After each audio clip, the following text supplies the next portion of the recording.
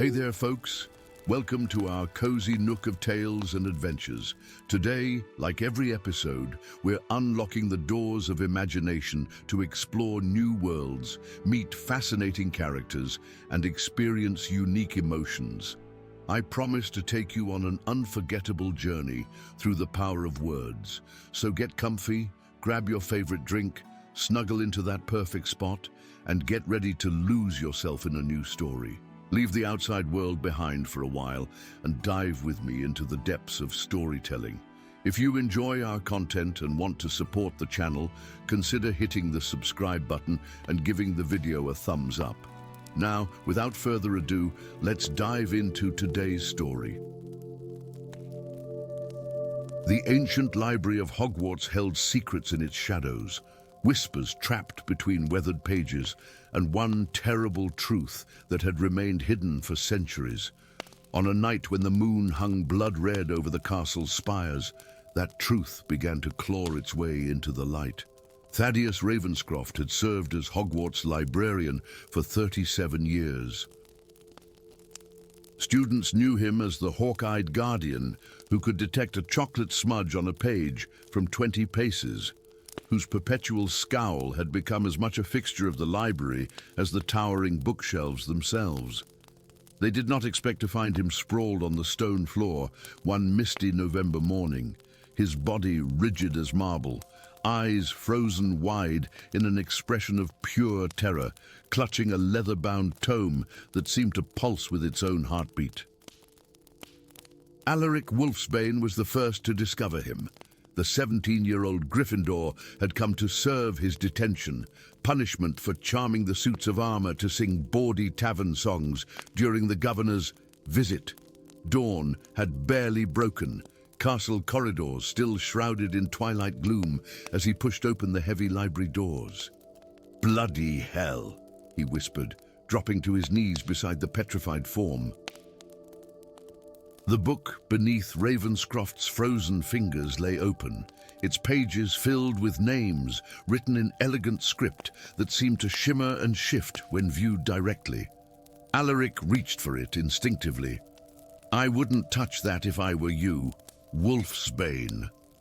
The voice, cool and precise as a silver dagger, belonged to Vivian Nightshade.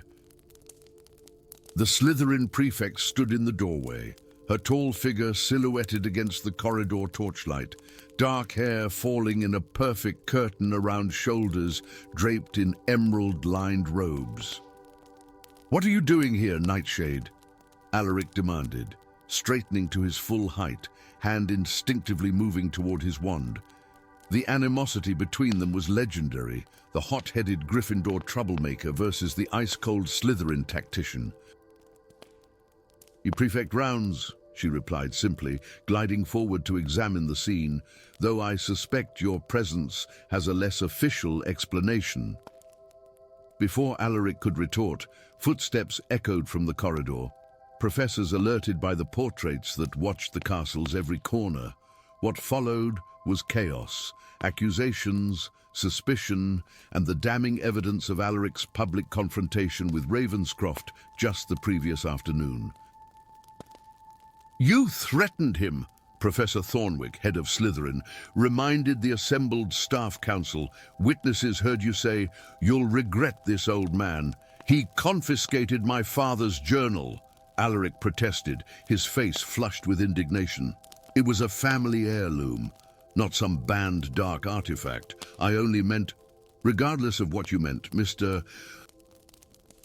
Wolfsbane," interrupted Headmistress McGonagall, her voice carrying the weight of her advanced years, yet losing none of its authority. "The circumstances are grave. Until we determine what has happened to Mr. Ravenscroft, you are confined to your dormitory, except for classes." The grimoire itself had vanished, whisked away for examination by the professors before any student could properly study its contents. But Alaric had seen enough to know that something was deeply wrong.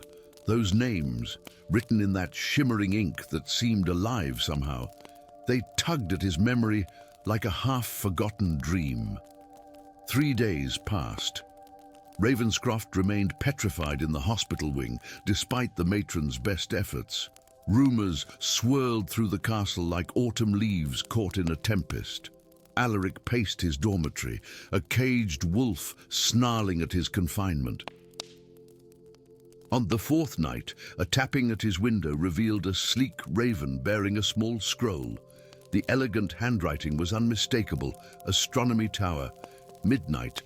I've found something. Come alone. V. I saw you, Vivian said without preamble, as Alaric emerged from the stairwell into the starlit observatory.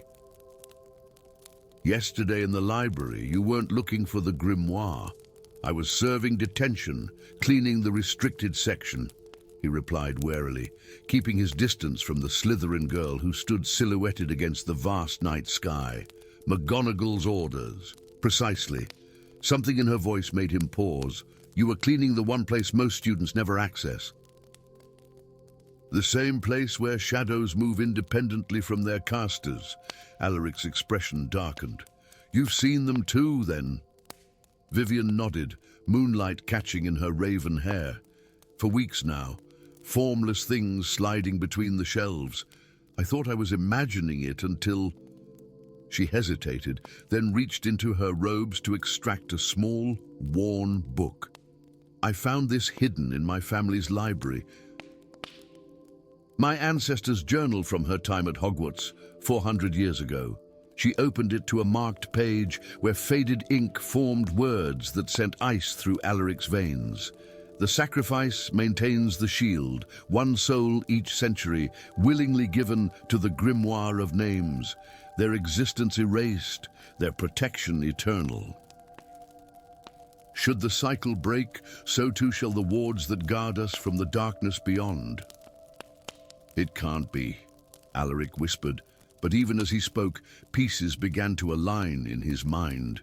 The impenetrable defenses of Hogwarts, standing strong against centuries of dark forces, the odd gaps in historical records, the way certain names seemed to vanish from memory as if they had never existed. The grimoire doesn't just record names, Vivian continued, her customary coldness giving way to quiet horror. It consumes them, erases students from existence, from memory, their very souls becoming the mortar in Hogwarts' magical foundations. A sudden creak of the stairwell door made them both freeze. Headmistress McGonagall stepped into the starlight, her aged face etched with weariness and something far more terrible, resignation. Now, I wondered how long it would take for someone to discover the truth, she said softly, her Scottish brogue more pronounced in her distress. Every 100 years, the burden passes to a new headmaster or headmistress, the knowledge, the choice. She moved to the parapet, gazing out over the sleeping castle grounds, silver in the moonlight. The founders built Hogwarts as a sanctuary, but such powerful protection requires sacrifice. One student, chosen for their magical potential, given to the grimoire willingly. Willingly, Alaric scoffed. Who would choose to be erased from existence? Those who understand what's at stake, McGonagall answered, turning to face them. The grimoire shows them what lies beyond our wards, the darkness that has been trying to enter for a millennium. And now it's time again, Vivian said, understanding dawning in her eyes. That's why Ravenscroft was searching the grimoire.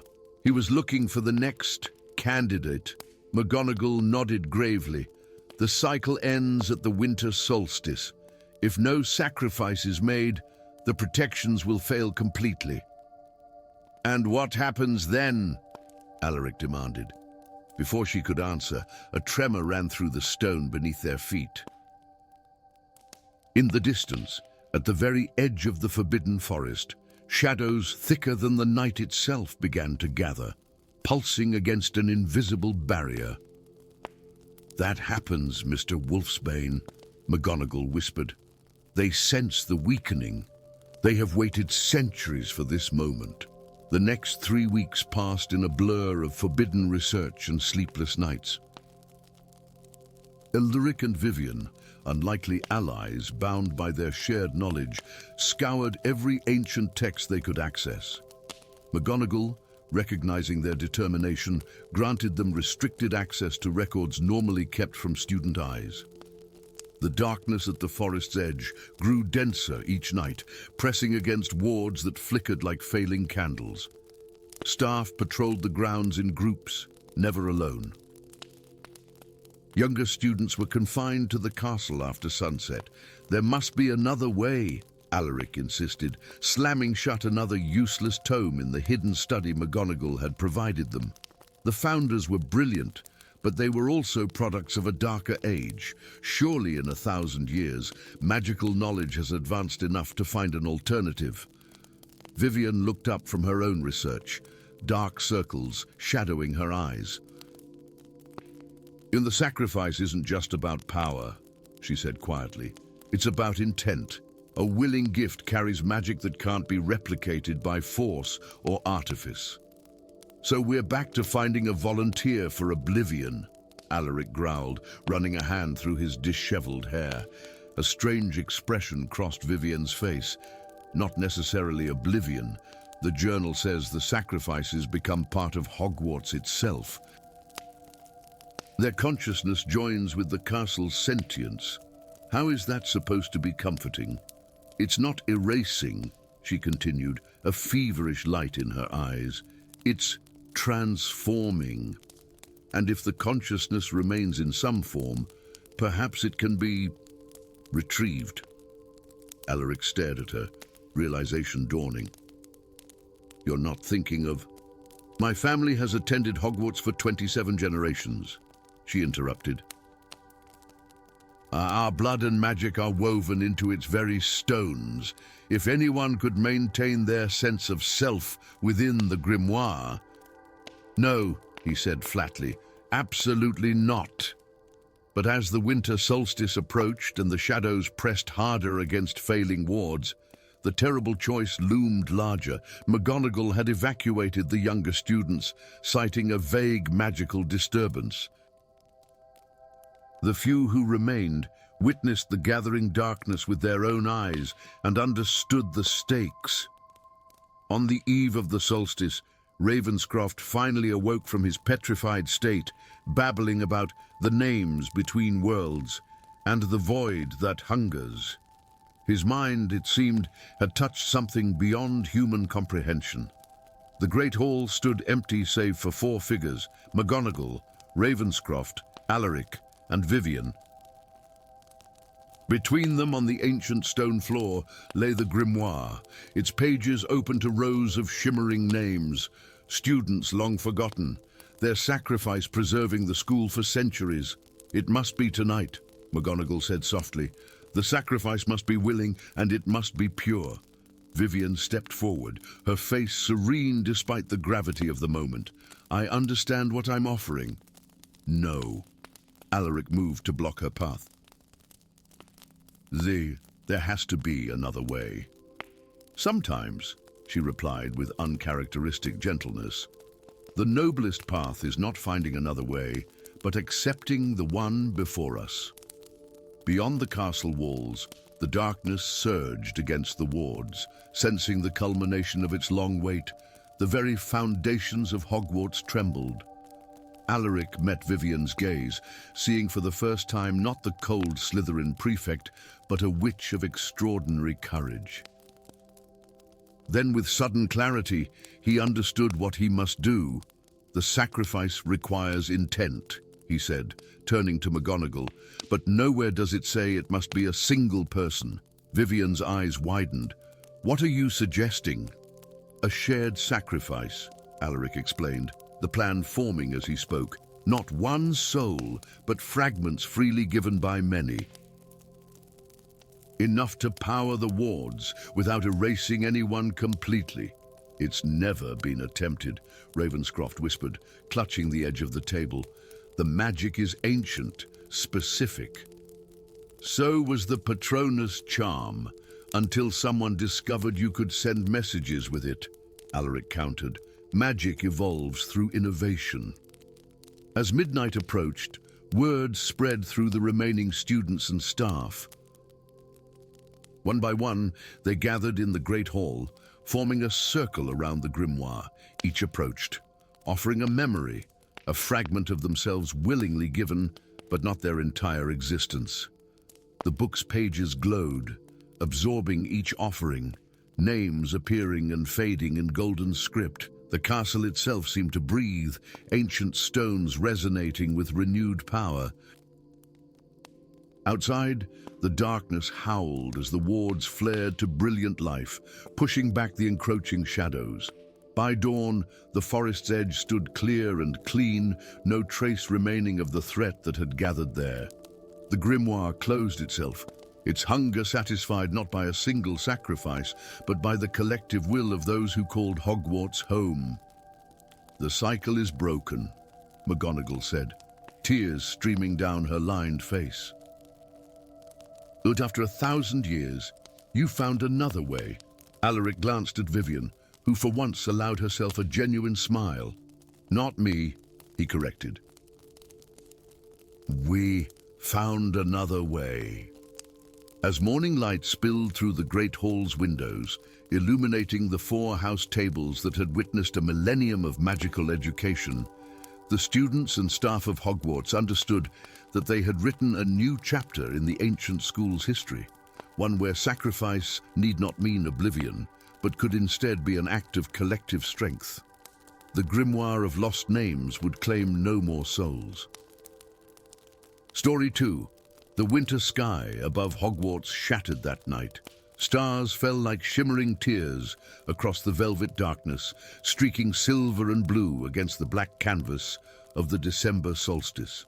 Students and professors alike stood transfixed in the courtyard, breaths clouding in the frigid air as celestial fire rained down upon the ancient grounds.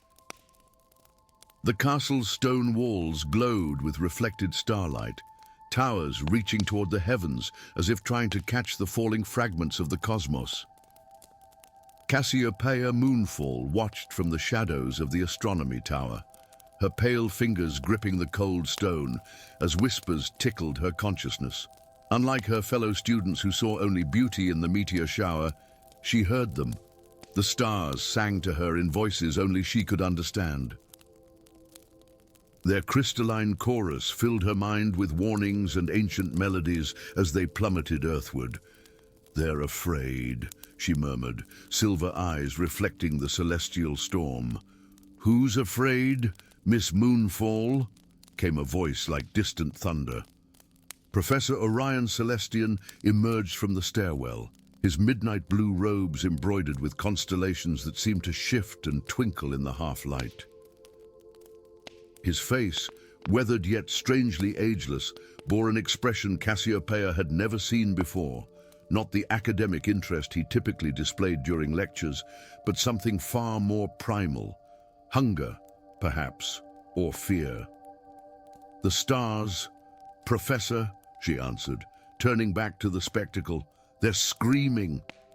If the professor was surprised by her statement, he did not show it.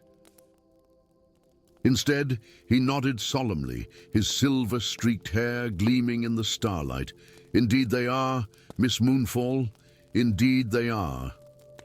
By morning, fragments of celestial crystal were scattered across Hogwarts, grounds like diamonds on black velvet. They pulsed within a light, transforming ordinary clearings into otherworldly sanctuaries. The Forbidden Forest absorbed many shards, its ancient trees now illuminated from within by starlight caught in their branches. Headmistress McGonagall announced the formation of a special expedition team to collect the fragments, citing both their potential danger and academic value. Professor Celestian would lead a select group of advanced students in the cataloguing and collection effort. Lysander Stormchaser's name topped the list, to no one's surprise. The Slytherin's 7th year's talent for magical theory was matched only by his insufferable arrogance. With his aristocratic features and calculating gaze, he had the look of someone who believed the world existed solely for his benefit. "They practically begged me to join every significant project," He drawled to his admirers in the great hall, lazily twirling his wand between long fingers. Father says, my expertise in artifact magic is already beyond most ministry specialists. Cassiopeia, seated alone at the Ravenclaw table, fought the urge to roll her eyes. She nearly choked on her pumpkin juice when her own name was called. Second on the list after Lysander's, a mistake, surely. She deliberately maintained a profile of academic mediocrity despite her natural talents, a habit formed during years of trying to conceal her unusual abilities. Miss Moonfall, Professor Celestian approached her after breakfast. I specifically requested your participation. Your unique perspective may prove invaluable. His piercing gaze seemed to look through her rather than at her, and Cassiopeia felt exposed, as if he could see past her carefully constructed walls to the secrets that lay beneath. The secret of her upbringing among the centaurs who found her abandoned in the forest as an infant. The secret of how she could hear the stars whispering their ancient knowledge on clear nights. I don't understand, Professor. I'm hardly the most qualified. Not all qualifications appear on academic records, Miss Moonfall, he interrupted, the constellations on his robes shifting subtly. Sometimes they are written in the blood. Before she could question his cryptic statement, he was gone, sweeping down the corridor toward the other selected students. The collection process began immediately. For 3 days, the team ventured into increasingly remote areas of the grounds, gathering crystal fragments that pulsed with otherworldly energy. Each shard seemed to possess its own character. Some sang with high, sweet notes that only Cassiopeia could hear, while others emitted deep, ominous vibrations that set teeth on edge. Lysander's interest in the crystals grew from academic to obsessive. Cassiopeia caught him late one evening in the makeshift laboratory they'd established in the astronomy tower, holding a large fragment up to the moonlight, whispering incantations that made her skin crawl. They fit together, he murmured, seemingly unaware of her presence.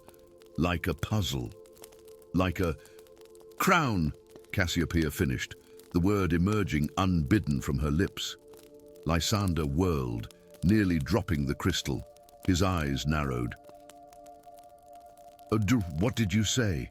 She couldn't explain how she knew. The knowledge simply existed in her mind suddenly, placed there by the whispering stars. The fragments, they're pieces of a crown. The crown of fallen stars. A slow, calculating smile spread across Lysander's face. You can hear them too, can't you, Moonfall? The crystals speak to you. He stepped closer, too close, studying her with newfound interest. How fascinating. The quiet little orphan has depths after all. Cassiopeia retreated, uncomfortable under his scrutiny. We should tell Professor Celestian about this. Of course, Lysander agreed too quickly. First thing tomorrow. But when morning came, several of the largest fragments were missing from their carefully labeled containers, and Lysander was nowhere to be found. Professor Celestian received the news of the theft with eerie calm.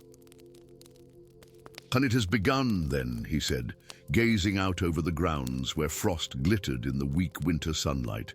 Sooner than I expected, but the stars wait for no one. Professor, what exactly has begun?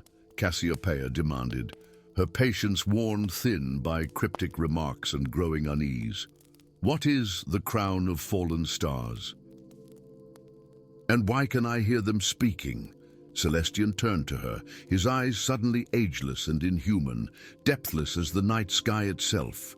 Because you are of their blood, Cassiopeia Moonfall, as am I. His form seemed to shimmer, becoming momentarily translucent before solidifying again. I'm not what I appear to be. I am a guardian, exiled to Earth millennia ago, for challenging the Celestial Council's decree of non-interference with mortal realms. He gestured toward the window. These fragments are not mere meteors. They are tears in the veil between worlds, pieces of the celestial prison that has long separated your world from mine.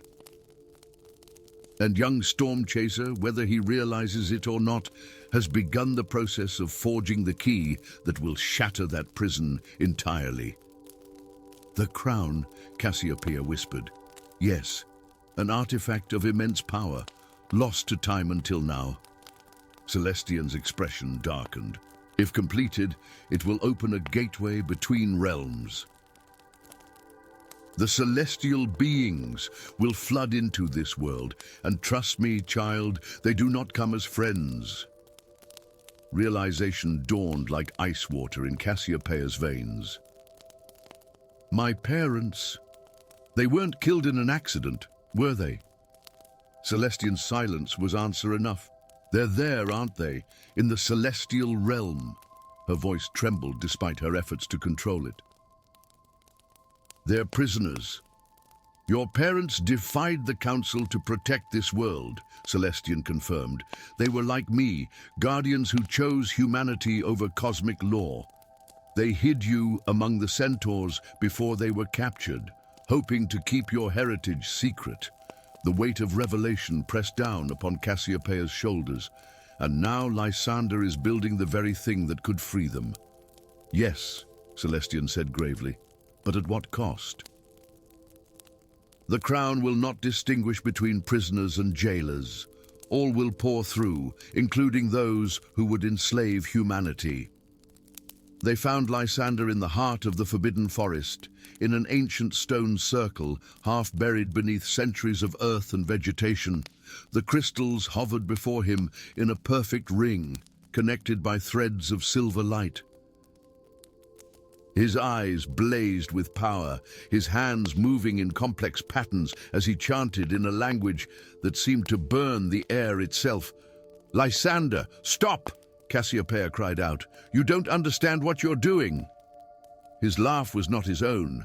It echoed with multiple voices, as if something spoke through him. I understand perfectly, Star Child. Power beyond imagining. Knowledge beyond mortal comprehension. The crystals pulsed in rhythm with his words, drawing closer together. The crown is nearly complete, Celestian murmured, his form beginning to shimmer with starlight.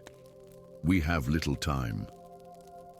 My parents are there, Cassiopeia said, torn between desperate hope and terrible fear. If the gateway opens, both worlds are doomed, Celestian finished. Your parents knew this. It's why they hid you away. The crystals were now a blazing circle of light, spinning faster and faster around Lysander, who stood at their center, arms outstretched. His features were transformed by power and madness, no longer fully human. Cassiopeia! Celestian's voice was urgent as he pressed something into her hand, a single crystal fragment, smaller than the others but pulsing with intense light. The keystone. He doesn't have this piece. Without it, the crown remains incomplete. The fragment sang in her palm, a melody of hope and homecoming that brought tears to her eyes.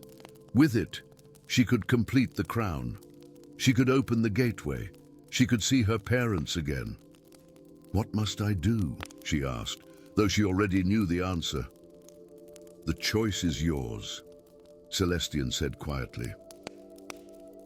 It has always been yours.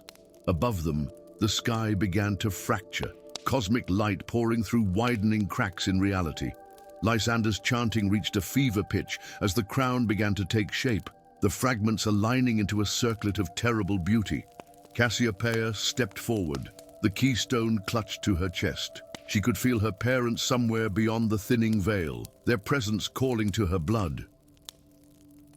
17 years of loneliness, of not belonging, could end with a single choice, or she could condemn them to eternal imprisonment. As the forest trembled on the brink between worlds, Cassiopeia Moonfall made her choice. The keystone shattered in her grasp. its fragments dissolving into pure starlight that flowed through her veins like liquid fire. She cried out, not in pain, but in transformation, as her human form gave way to her true heritage. Celestian smiled sadly as Cassiopeia rose into the air, her body transformed into living starlight. The bloodline always reveals itself in the moment of greatest need. With newfound power surging through her, Cassiopeia reached toward the forming crown, not to complete it, but to unmake it. "No!" Lysander screamed, but it was too late. The crown of fallen stars dissolved, its fragments scattering back into the cosmos from which they came. The tears in reality closed, sealing shut the gateway between worlds. And in the sudden silence that followed, Cassiopeia Moonfall, daughter of exiled guardians, child of stars, descended back to Earth. Her sacrifice had saved 2 worlds. But as she caught a fleeting glimpse of faces beyond the closing veil, faces she somehow recognized despite never having seen them, she knew her journey had only just begun. For stars may fall, but starlight endures forever. Story 3. Hogwarts Castle held its secrets like a dragon guards its hoard, jealously in shadows, beneath layers of stone and time. Few secrets lay deeper than those buried in the forgotten chambers beneath the Hufflepuff dormitories, where ancient magic slumbered in the darkness, waiting for blood to awaken it once more. Elara Emberstone never meant to find such secrets. The 5th-year Hufflepuff, with hair the color of wheat fields and eyes that reflected summer skies, possessed the gentle demeanor her house was known for. Kind, unassuming, easy to overlook. Even now, as she hurried through the dim corridors beneath the kitchens, she was merely seeking a quiet place to practice her charms away from her roommates. Curious eyes. Her wand light cast dancing shadows across walls, untouched by human presence for decades, perhaps centuries. The air hung heavy with forgotten memories and the earthy scent of ancient stone. Deeper she ventured, drawn by an inexplicable pull that whispered to something within her blood. Just a bit further, she murmured to herself, uncertain why the words came to her lips. Her wand trembled slightly in her grip as she descended a narrow spiral staircase, stones worn smooth by footsteps that had ceased long ago. The chamber she discovered lay beyond a door whose hinges groaned in protest, as if resenting the intrusion after countless years of solitude. Elara's wand light revealed a circular room whose walls bore intricate runes carved into the very bedrock of the castle.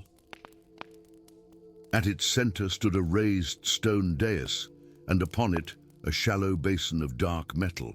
"Lumos Maxima," she whispered, and the light bathed the chamber in a silver glow, revealing the centuries of dust that blanketed every surface, except, strangely, the basin itself, which gleamed as if freshly polished. Curiosity overwhelmed caution as Elara approached. The runes surrounding the dais seemed to pulse with faint luminescence, responding to her presence. She reached out a tentative hand, fingers hovering inches above the basin's rim. "What is this place?" she wondered aloud, her voice echoing softly against the ancient stones. As if in answer, her wand slipped from suddenly nerveless fingers, clattering against the basin's edge. The sharp metal sliced a thin line across her palm, and before she could react, 3 drops of her blood fell into the empty basin. For one breathless moment, nothing happened. Then blue fire erupted from the basin, not the angry orange of natural flame, but a cool, ethereal sapphire that cast no heat, yet illuminated the chamber more brightly than 100 torches. The runes carved into the walls blazed with matching azure light, pulsing like a heartbeat. Elara stumbled backward, clutching her wounded hand to her chest. The blue flames rose higher, forming shapes that almost resembled reaching hands before settling into a steady, mesmerizing dance. Rather than fear, she felt an inexplicable sense of recognition, as if greeting an old friend after a long absence. When she finally gathered the courage to approach again, the cut on her palm had vanished without a trace. News of Ilara's discovery remained her secret for precisely 3 days. On the 4th day, during a particularly brutal Quidditch match between Hufflepuff and Slytherin, Damien Highwind, the Hufflepuff Seeker, collided with a bludger at precisely the wrong angle. His fall from 60 feet was slowed by the professors, but the impact with the ground still shattered bones and ruptured organs beyond Madame Pomfrey's immediate ability to heal. The school fell into hushed silence as the young seeker was rushed to the hospital wing, his life hanging by the thinnest of threads. Professor McGonagall's voice, magically amplified, dismissed the students to their common rooms with uncharacteristic haste. Ilara moved against the crowd, driven by an instinct she couldn't explain. Her hands tingled with a strange warmth, and in her mind's eye, the blue flame danced. She slipped into the hospital wing unnoticed amidst the chaos, finding Damien lying still and pale, surrounded by staff whose grave expressions told the truth their words concealed. "His internal injuries are too severe," Madame Pomfrey was saying, her usually steady voice wavering. "Even if we transport him to St. Mungo's immediately—" "Excuse me," Ilara said, her quiet voice somehow cutting through the urgent conference. "Oh, I can help him." Before anyone could stop her, she placed both hands on Damien's chest. The connection to the blue flames surged through her veins like liquid starlight, channeling down her arms and through her fingertips. Azure light emanated from beneath her palms, spreading throughout Damien's broken body in luminous webs that mapped his wounds before knitting them whole. The assembled professors stood transfixed as color returned to the boy's ashen face. His eyelids fluttered, then opened. Bones realigned with soft clicks. Lacerations sealed themselves without scars. When Ilara finally removed her hands, she swayed with sudden exhaustion but remained standing. The hospital wing had fallen into stunned silence. "Miss Emberstone," Professor McGonagall finally said, "I believe you have some explaining to do." Word of the miraculous healing spread through Hogwarts like fiendfire. By morning, Ilara found herself the reluctant center of attention, her previously unremarkable existence transformed into the subject of whispered speculation. Fellow students regarded her with a mixture of awe and wariness, all except Damien, who followed her with puppy-like devotion and the absolute certainty that she had somehow channeled the power of Helga Hufflepuff herself. "Don't be ridiculous," Ilara told him as they walked across the grounds toward the greenhouses for herbology. "I just found something in the castle." "Something old. Old magic is the strongest kind," Damien insisted, easily keeping pace despite his Quidditch injuries being less than 2 days healed. "My grandmother says—" He fell abruptly silent as a tall figure emerged from the castle doors and strode purposefully toward them. The man wore immaculate robes of midnight blue, trimmed with silver. His platinum hair swept back from aristocratic features sharp enough to cut glass. Though he didn't wear Hogwarts teaching robes, he moved with the confidence of someone who belonged. "Miss Emberstone," he called, his voice smooth as expensive velvet. "A moment of your time, if you please." Damien shifted uncomfortably. "That's Lord Darius Frostheart," he whispered urgently. "He's on the Hogwarts Board of Governors. My father says his family has more gold than sense and more secrets than both." Lord Frostheart's thin smile suggested he had heard every word. "Run along to class, young Mr. Highwind. I'm sure Professor Longbottom will excuse Miss Emberstone's tardiness when he learns she was detained on official Hogwarts business." Alone with the aristocrat, Ilara struggled to maintain her composure. Something about his piercing gaze made her feel as if he were cataloguing her every feature, measuring her against some unknown standard. "You've awakened something remarkable, Miss Emberstone," he said without preamble. "The eternal flame of Hufflepuff is not a mere myth after all, it seems." Ilara's surprise must have shown on her face, for his smile widened fractionally. "Oh yes, I know what you've discovered. The blue flame has been sought by many over the centuries. How fascinating that it should respond to you, a seemingly ordinary student with no remarkable lineage." His gaze sharpened, or so everyone believes. "I don't understand, sir." "Your blood awakened the flame, child. That means you carry the bloodline of Hufflepuff herself, diluted by centuries perhaps, but present nonetheless." He stepped closer, lowering his voice. "And I can help you understand your heritage, teach you to master this gift. The healing you performed was just the beginning of what you might accomplish." Before Ilara could respond, another voice cut through the conversation like a scythe through wheat. "Lord Frostheart, how unexpected to find you lurking around my greenhouses." Professor Seraphina Wildrose stood nearby, her tall figure silhouetted against the morning sun. Unlike most of the Hogwarts staff, the herbology mistress cut an imposing figure, her cloud of dark curls streaked with premature silver, her emerald robes perpetually dusted with exotic pollens, and her expression fierce enough to make even seventh years quail. "Professor Wildrose?" Frostheart acknowledged, with a slight incline of his head. "Still tending your little plants, I see. Still pursuing power beyond your understanding, I see," she countered. Her dark eyes flickered to Ilara. "Miss Emberstone, Professor Longbottom asked me to fetch you. We're repotting venomous tentacula today, and we need every pair of hands." The dismissal was clear. Frostheart's smile never wavered, though something cold flashed in his eyes. "We'll continue our discussion another time, Miss Emberstone. Do consider my offer of guidance." He turned with fluid grace and strode back toward the castle. Professor Wildrose watched him go, her expression unreadable. Then she fixed Ilara with a penetrating stare. "Whatever he's promised you, whatever he's told you about your discovery, be wary, Miss Emberstone. Lord Frostheart's interests rarely align with what's best for others."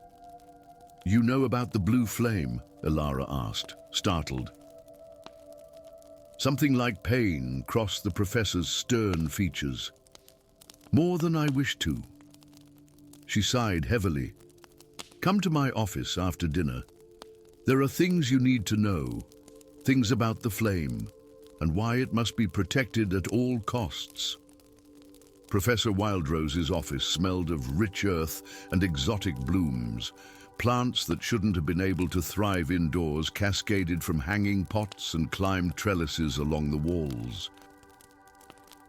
In the hearth, ordinary orange flames cast dancing shadows across scattered parchments and botanical diagrams. The professor herself stood with her back to Ilara, gazing into a cabinet that contained not plants but a pensieve, its silvery contents swirling gently. "The blue flame is not what you think," she said without turning. "It is not a gift. It is a burden, a responsibility, and potentially a death sentence." Ilara remained silent, sensing that interruption would only delay explanations. "The flame you discovered is one of 4 elemental flames created by the Founders," Wildrose continued, finally facing her student. "Hufflepuff's blue flame of healing and protection, Ravenclaw's silver flame of knowledge and foresight, Gryffindor's crimson flame of courage and justice, and Slytherin's green flame of ambition and transformation." She moved to a bookshelf, extracting an ancient tome, whose binding seemed fashioned from some scaled hide Ilara couldn't identify. What few know is that these flames serve a purpose beyond their individual powers. Together, They maintain the most critical ward in Hogwarts' defences, a seal upon a chamber far beneath the castle, where an army of inferi lies in waiting. The book fell open to an illustration of 4 coloured flames surrounding a pit of darkness from which skeletal hands reached upward. Inferi, Ilara whispered, her throat suddenly dry. But who would create such things? And why keep them beneath a school? The dark wizard maledict Thornraven, Wildrose answered grimly. He sought to conquer Hogwarts a century after its founding, to harness the magical confluence upon which the castle stands. The founders defeated him, but his army of the dead could not be destroyed by conventional means. Instead, they sealed them away, creating the elemental flames as eternal guardians. Understanding dawned in Ilara's eyes. And Lord Frostheart is Thornraven's last living descendant, Wildrose confirmed. He has spent decades searching for the flames, hoping to extinguish them and release what lies beneath. But why would he tell me about my heritage, offer to help me? The professor's laugh held no humor. Because the flames cannot be extinguished by force, they must be surrendered willingly by their guardians. She held Ilara's gaze. By awakening the blue flame with your blood, you have become its guardian, as I once was the guardian of the green. Ilara sank into a chair, the weight of revelation pressing down upon her shoulders. You were... But how did you stop being its guardian?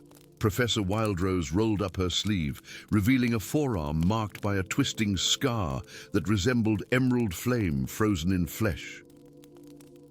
I nearly died, preventing Frostheart's father from claiming it 15 years ago. The flame chose another, after I could no longer channel its power. Her expression softened fractionally.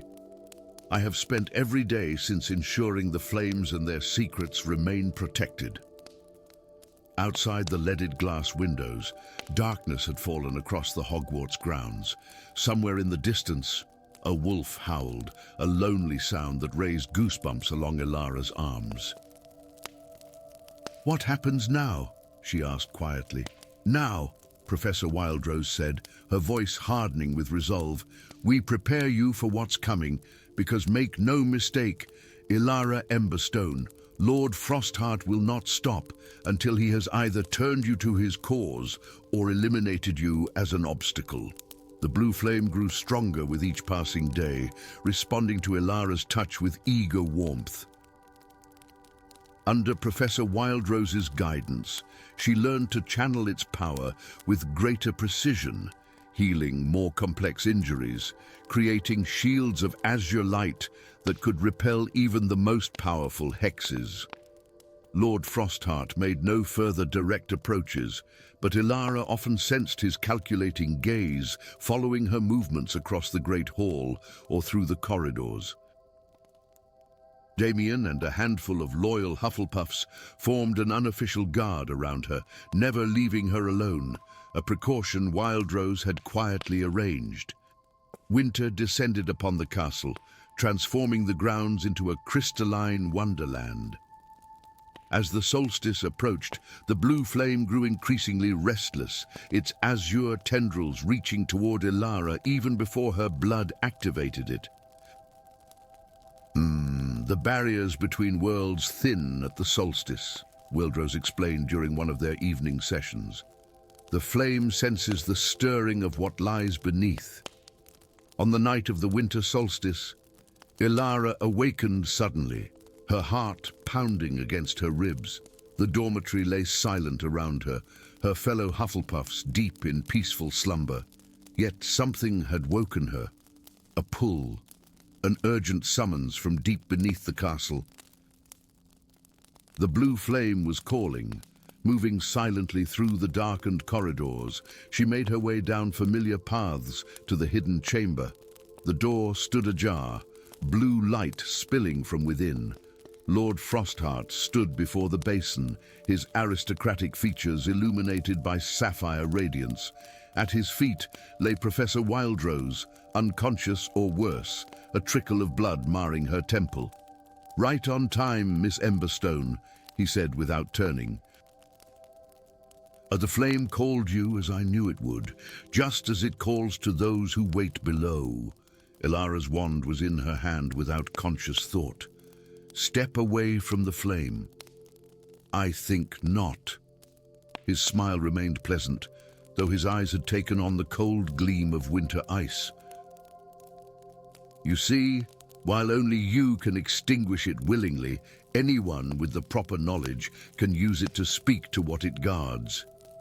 He gestured to a complex arrangement of runes drawn around the basin in what appeared to be Wildrose's blood.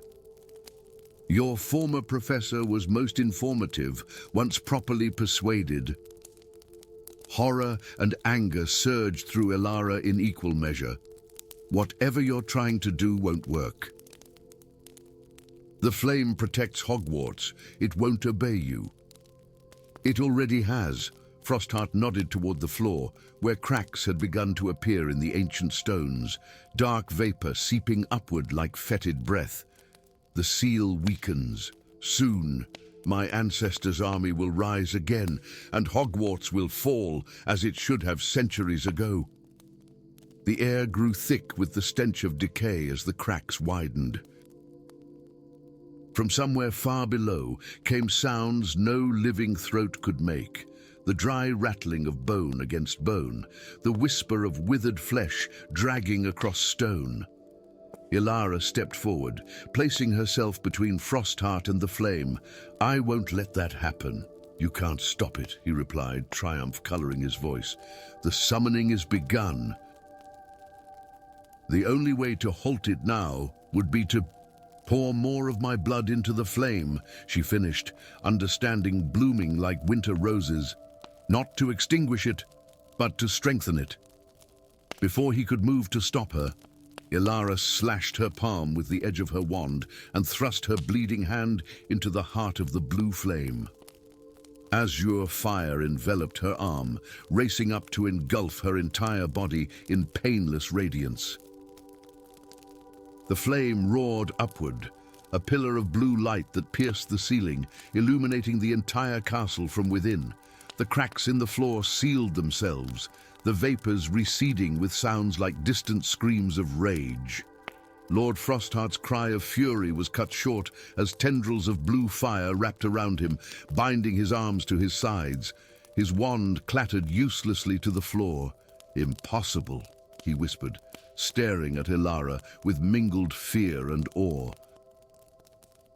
"No guardian has ever contained such power, unless they are more than a guardian," came Professor Wildrose's voice as she struggled to her feet, one hand pressed to her bleeding temple. "Unless they are a true heir of Hufflepuff." The blue flame subsided gradually, retreating into the basin, but leaving a subtle azure glow that seemed to have been absorbed into Ilara's very skin. Her eyes, when she turned them toward Frostheart, held the same ethereal blue luminescence. "The flame doesn't just need a guardian," Ilara said, her voice resonating with newfound certainty. "It needs a home. And it has chosen me as it chose Helga herself long ago." As dawn broke over Hogwarts Castle, painting its ancient towers with golden light, the blue flame burned steady in its forgotten chamber. And in the heart of Ilara Emberstone, its heiress and protector, whose journey had only just begun. Story 4. Time fractured at Hogwarts on a Tuesday. It began in the eastern corridor of the third floor, where stone walls suddenly shimmered like water disturbed by a skipped stone.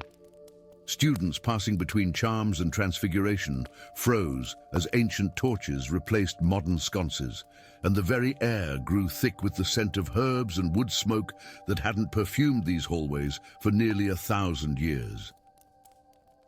Gabrielle Moonshard, a seventh-year Ravenclaw with eyes the color of storm clouds, was the only one who saw it coming.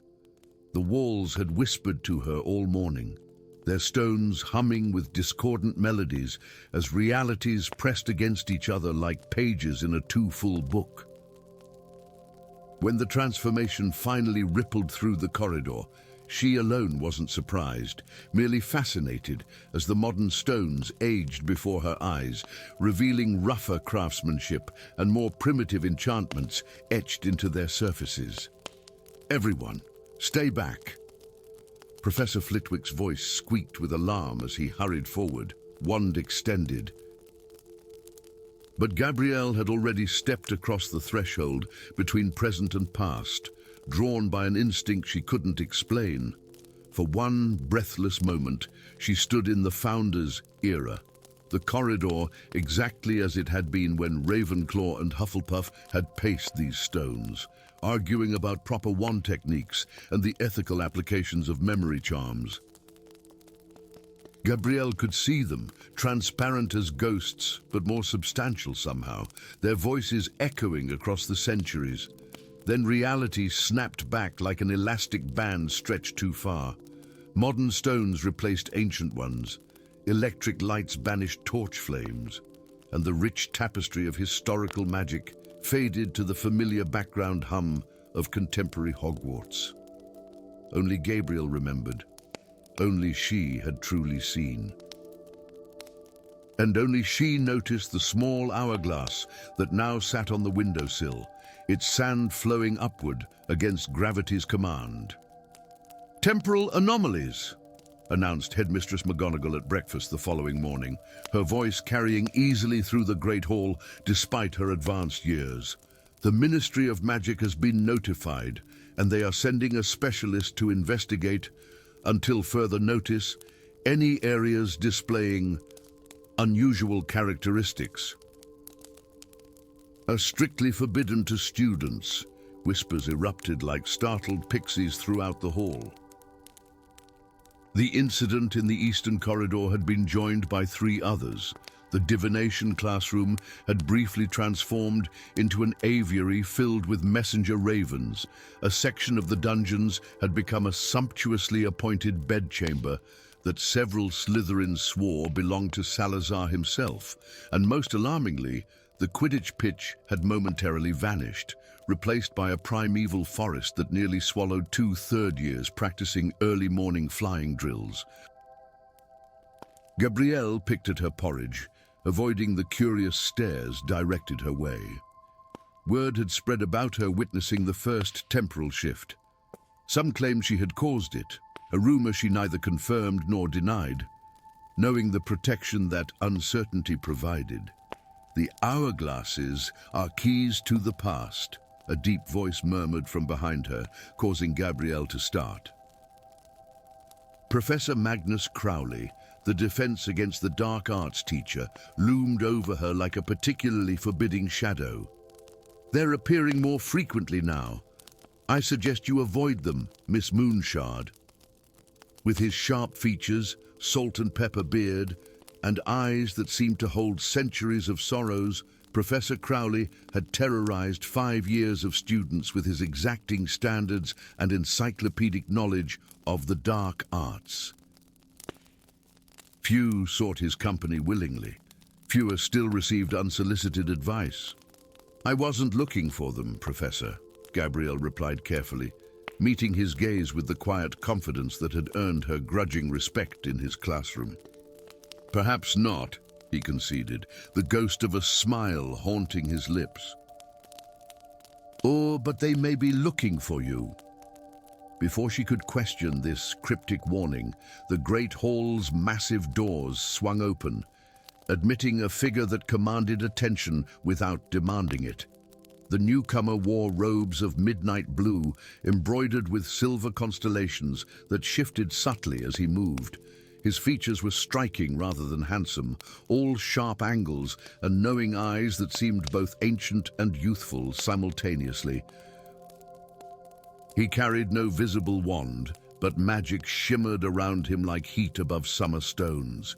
"Ah, Mr. Tempest," McGonagall called, rising to greet him. "Welcome to Hogwarts, or welcome back, I should say." The stranger, Tempest, inclined his head in acknowledgement, his gaze sweeping the hall until it settled, with unsettling precision, on Gabriel. "The unspeakable," whispered a nearby Ravenclaw with undisguised awe. From the Department of Mysteries. Gabrielle felt Professor Crowley stiffen beside her. When she glanced up, his face had hardened into an unreadable mask, his eyes never leaving the Ministry's representative.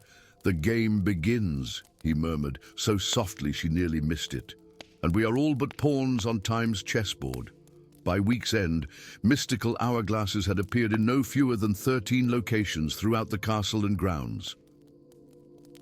Each preceded a temporal shift, transforming portions of Hogwarts into versions of itself from different eras, most from the distant past, but two disturbing instances from what appeared to be possible futures. In one zoo, the Great Hall had briefly appeared abandoned and decayed. In another, the library had transformed into a war room filled with maps and battle plans in a language no current scholar recognized.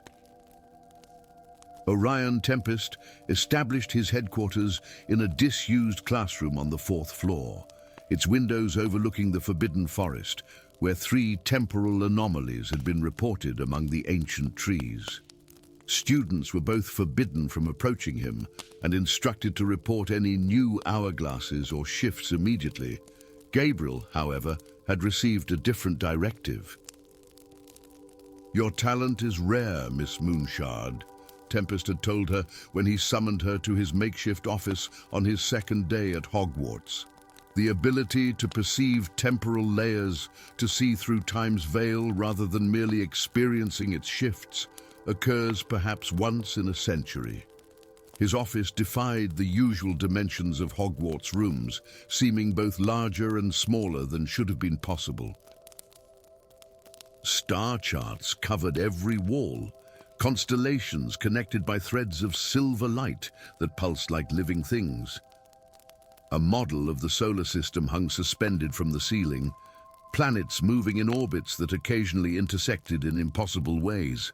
"I don't understand what's happening," Gabrielle admitted, watching as Jupiter passed through Neptune as if the larger planet were merely mist. "Why Hogwarts? Why now?" Tempest gestured to a particularly complex chart where multiple timelines branched and reconnected like a river delta viewed from above. "Time is not the straight line most perceive it to be. Rather, it resembles a vast tapestry, threads crossing and interweaving to create patterns most can never comprehend." He tapped one junction where dozens of golden threads converged. "Hogwarts stands at a nexus point, a place where realities touch, where decisions ripple outward with exponential impact. Something, or someone, is weakening the barriers between those realities." A flash of intuition struck Gabrielle. The hourglasses are symptoms, not causes. Tempest's eyes gleamed with approval. "Precisely. They appear as temporal pressure builds, like steam escaping a kettle. But the true source lies elsewhere." His expression darkened. "I need your eyes, Miss Moonshard. I need you to watch for patterns, for ripples, for anything out of place, even by current standards." She agreed. Of course. How could she not, when the fate of Hogwarts, perhaps of time itself, hung in the balance? But as she left Tempest's office, a nagging doubt took root in her mind. If the hourglasses were merely symptoms, why had Professor Crowley warned her specifically to avoid them? And why, in the split second before Tempest closed his office door, had she glimpsed an hourglass exactly like those appearing throughout the castle, hidden partially beneath a star chart on his desk? Over the following days, Gabrielle became Tempest's silent shadow, accompanying him as he measured magical residue at anomaly sites and erected complex containment wards that shimmered like soap bubbles before fading into invisible vigilance. She learned to recognize the subtle signs preceding a temporal shift, a slight vibration in the stones, a momentary drop in ambient magic, the scent of ozone that tickled the back of her throat. What she didn't share with Tempest were her growing suspicions about Professor Crowley. Twice she'd observed him deliberately approaching areas where hourglasses had appeared, only to pocket the devices before Tempest could be notified. Once, she'd seen him near the astronomy tower, muttering incantations that caused the very air to ripple like disturbed water. Most damning of all, she'd witnessed him arguing fiercely with Tempest in a deserted corridor, their voices too low to hear, but their body language speaking volumes about mutual distrust. "He's sabotaging the Ministry's efforts," she confided to her fellow Ravenclaw, Anthony Silverbrook, as they studied in their common room late one evening. "But I can't understand why." "Professor Crowley has always been harsh, but never malicious." Anthony's quill paused above his potions essay. "Perhaps his motives aren't what they seem. My father always says that actions make enemies faster than explanations make friends." The cryptic wisdom, so typical of Ravenclaws, planted a seed in Gabrielle's mind. What if Crowley's actions served a purpose beyond what appeared on the surface? That night, under cover of a disillusionment charm she'd perfected in 5th year, Gabrielle slipped into Professor Crowley's office. Books on temporal theory and reality manipulation lined his shelves. Not unusual for a defense against the dark arts professor, but concerning given current circumstances. His desk held nothing incriminating, nor did the cabinets whose locks yielded to her carefully cast alohomora. She was about to admit defeat when she noticed a slight shimmer in the air near his personal quarters, the magical equivalent of disturbed dust, indicating a recently cast concealment charm.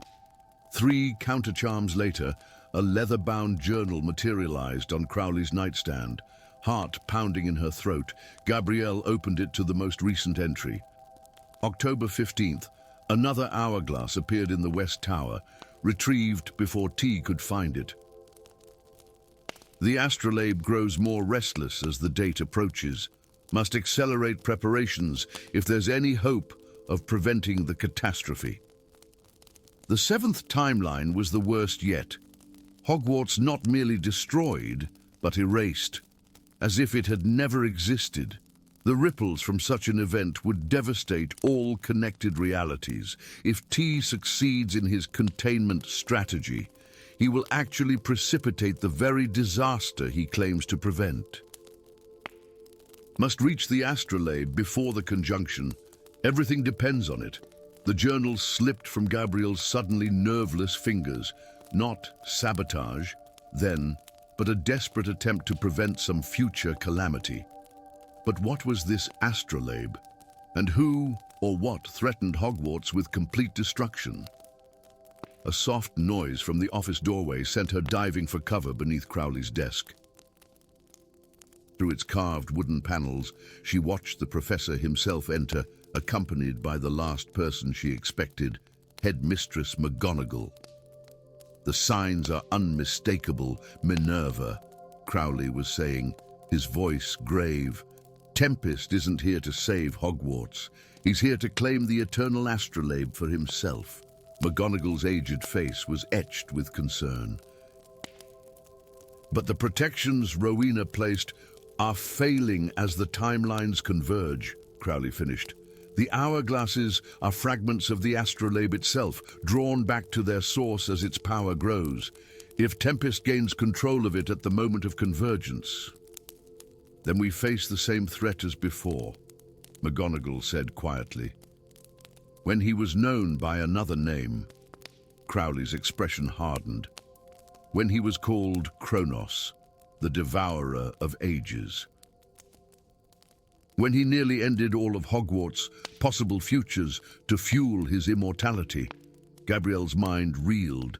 Tempest, the Ministry's trusted unspeakable, was some ancient entity in disguise. The implications staggered her, even as pieces fell into place. His otherworldly presence, his intimate knowledge of temporal magic, his collection of hourglasses not to contain them, but to complete whatever puzzle they represented. Now we need Miss Moonshard, Crowley continued, unaware of her presence mere feet away. Her ability to see through time's veils makes her the key to locating the astrolabe's true resting place. Rowena designed it that way. Only one with the sight could find it when needed most. She's been working closely with Tempest, McGonagall pointed out. Her loyalty may already be compromised. Crowley shook his head. I've watched her carefully. She suspects me, yes, but her suspicions are born of concern for Hogwarts, not blind trust in Tempest. She will make the right choice when presented with the truth. As if summoned by his confidence, the largest temporal shift yet rippled through the castle at that moment.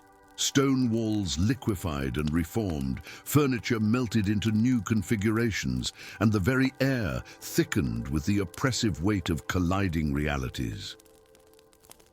When the transformation settled, Crowley's quarters had vanished. In their place stood the base of the astronomy tower, not as it existed in the present, but as it had been when newly built, its stone still pristine, magical constellations swirling on its ceiling in patterns lost to modern astronomy, and at its center, suspended in midair, rotated a device of such complexity and beauty that Gabrielle gasped aloud despite herself. Gold and silver gears interlocked with wheels of crystal and opal, turning around a central sphere that contained what appeared to be the universe itself in miniature. Constellations pulsed within it, timelines stretching outward like the strands of an immense web, the eternal astrolabe. At last, came Tempest's voice from the doorway, no longer pleasant but cold with triumph. After 1,000 years, the astrolabe reveals itself. He stepped forward, power emanating from him in palpable waves, his human disguise falling away to reveal something ancient and terrible. His eyes burned with celestial fire. His form seemed to exist in multiple places simultaneously, overlapping copies of himself, rippling outward like reflections in disturbed water. "Step away, Kronos," Crowley commanded, placing himself between the entity and the astrolabe. "You failed before. You'll fail again." Brave words from a mere temporal echo. Tempest, "No," Kronos laughed. "You've died stopping me in a dozen timelines, Magnus. This one will be no different." Gabrielle's mind raced. If Crowley had faced this being before across multiple realities, if he had sacrificed himself repeatedly to prevent some catastrophe, understanding bloomed like dawn breaking over the forbidden forest. She wasn't just seeing through time's veil, she was meant to act. As Kronos and Crowley circled each other, magical energy crackling between them in deadly arcs, Gabrielle slipped from her hiding place and approached the astrolabe. The device responded to her presence, its gears shifting to reveal a small aperture at its core. Within, a keyhole waited, precisely the size and shape of the hourglasses that had been appearing throughout Hogwarts. "Stop her!" Kronos roared, but Crowley intercepted him, their magical duel intensifying until the very air burned with power. From her pocket, Gabrielle withdrew the very first hourglass, the one she'd found on the windowsill when time first fractured at Hogwarts. Unlike the others, she had kept this one secret, carrying it with her as a talisman against uncertainties. The astrolabe doesn't control time, she realized aloud, understanding flowing into her mind, as if Rowena Ravenclaw herself whispered the knowledge. "It heals it." The hourglass slid into the aperture with a click that resonated through her very bones. The astrolabe's gears spun faster, its central sphere expanding until it encompassed Gabrielle, Crowley, and Kronos in a galaxy of swirling timelines. "What have you done?" Kronos howled, his form beginning to dissolve as reality reasserted itself.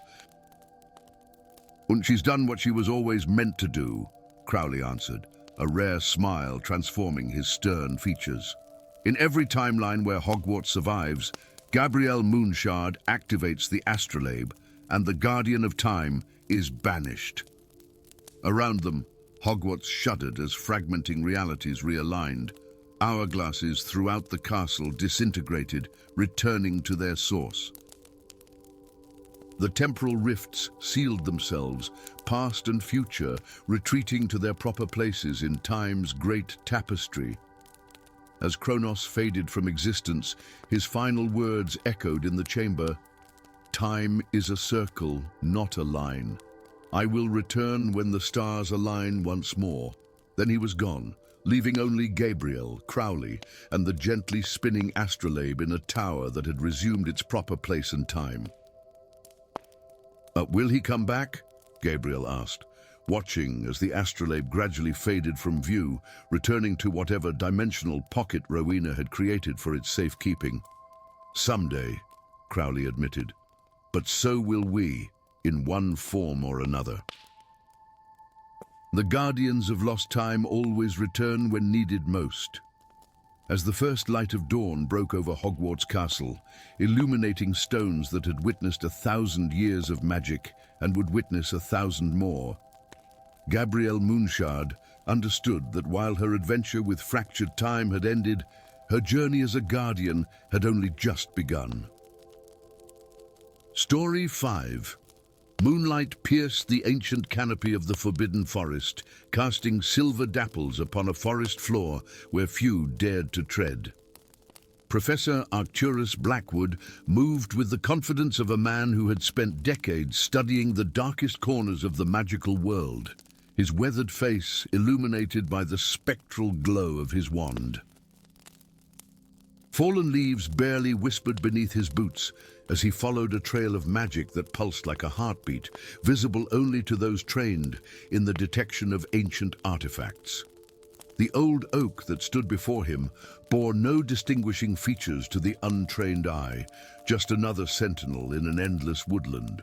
But Blackwood saw the subtle runes carved into its bark centuries ago, now nearly consumed by the tree's growth.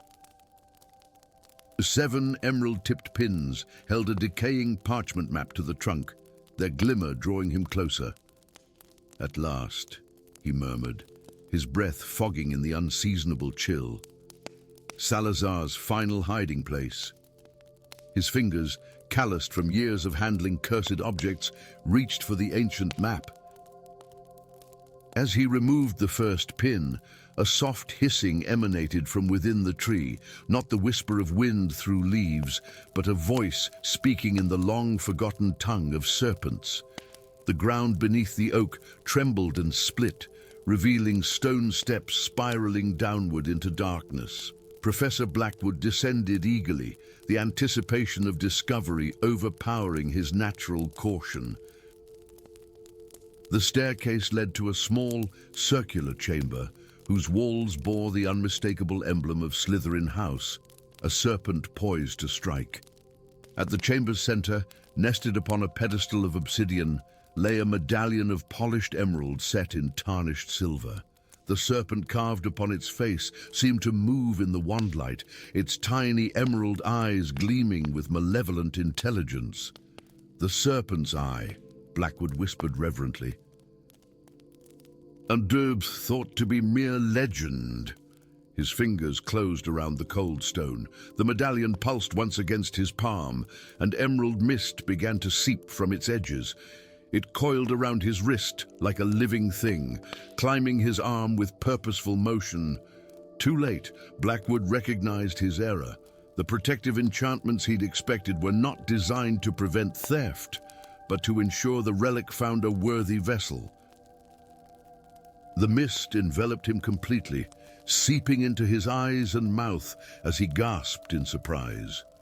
When it cleared, Professor Arcturus Blackwood still stood in the underground chamber, but his eyes now gleamed with the same emerald light as the medallion clutched in his fist. "Freedom," he hissed in a voice that was no longer entirely his own, after all these centuries. Lyra Silverspell knew something was wrong at Hogwarts long before anyone else noticed. The fifth-year Slytherin had always possessed an unusual sensitivity to the castle's magic, a gift her grandmother had called stone sense, and her peers had mocked as imaginative nonsense. But when the corridors began to grow colder, when shadows lingered where no shadows should be, Lyra felt the wrongness settle into her bones like an approaching storm. She sat alone at the Slytherin table in the Great Hall, absently stirring her porridge while studying the head table. Professor Blackwood's seat remained conspicuously empty for the third consecutive day. The official explanation, research leave, had been delivered by Headmistress McGonagall with such studied casualness that even the most oblivious students sensed the half-truth. "Worried about your favorite professor, Silver Spell?" came a mocking voice from behind. "Or just plotting your next spectacular failure in potions?"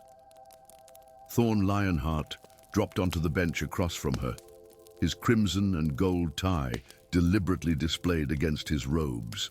The Gryffindor sixth year's presence at the Slytherin table drew immediate stares and whispers. What do you want, Lionheart?" Lyra asked coldly, her pale fingers tightening around her spoon. "Gryffindor table not fulfilling your daily need for attention."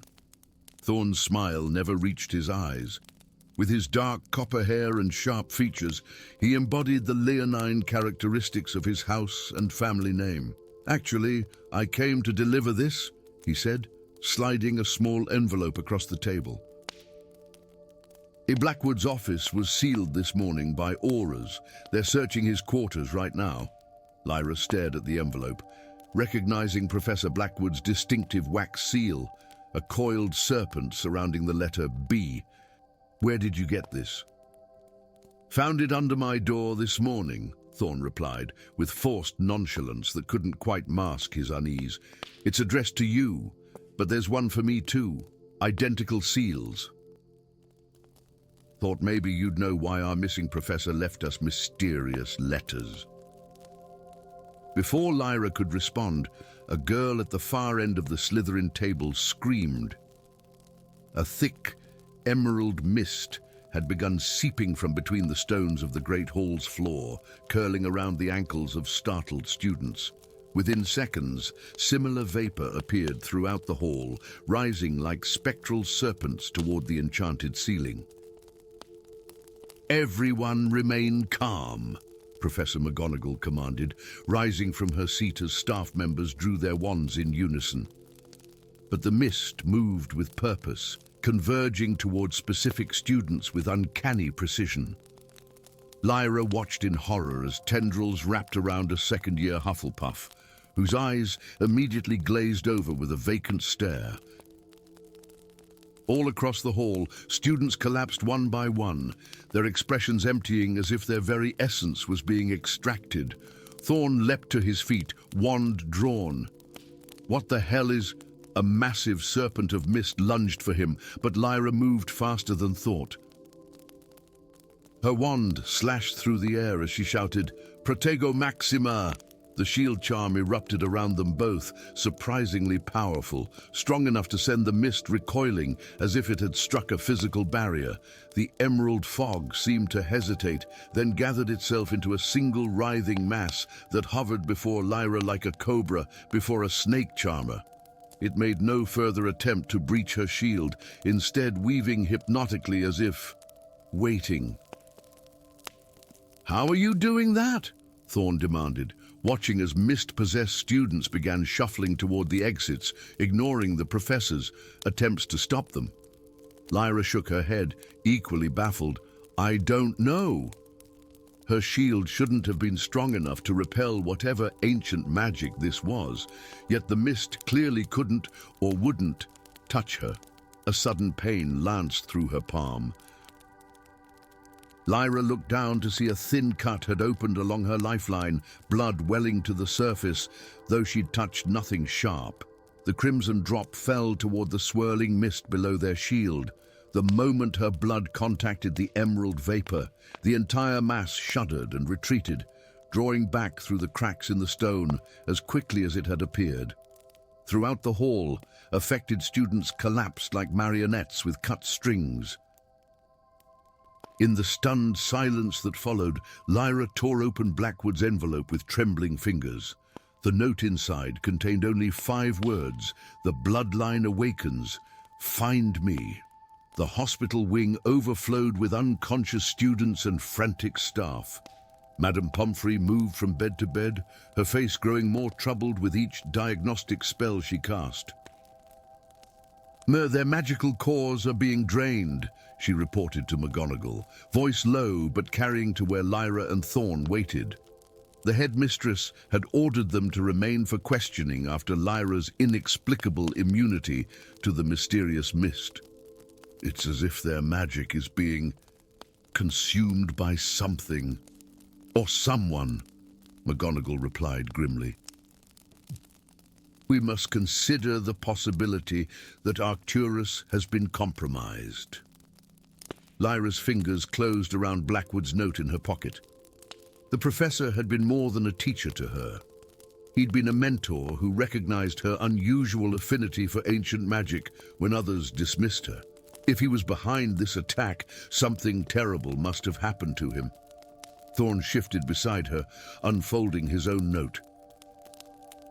The ancient enemies must unite against the shadow, he read quietly. Your bloodlines are the key.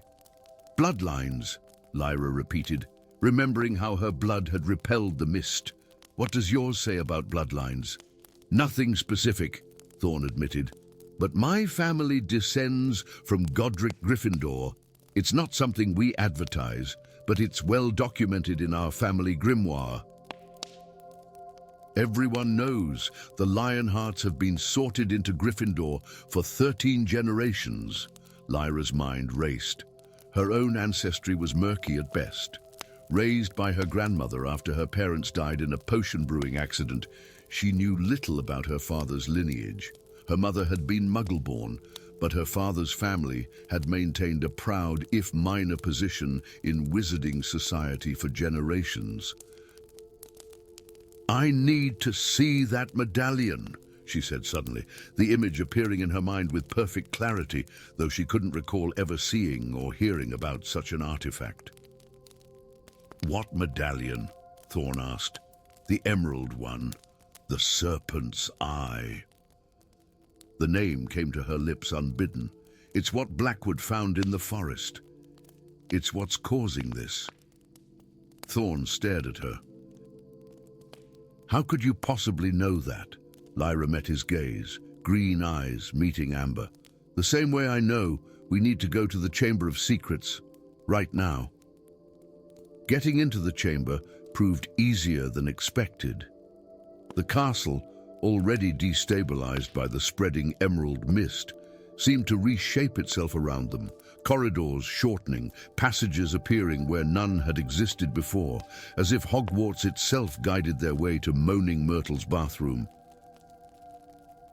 You can't open it, Thorn pointed out as they stood before the serpent-engraved sink. Only a parcel mouth can command the entrance, and the last known speaker was Harry Potter.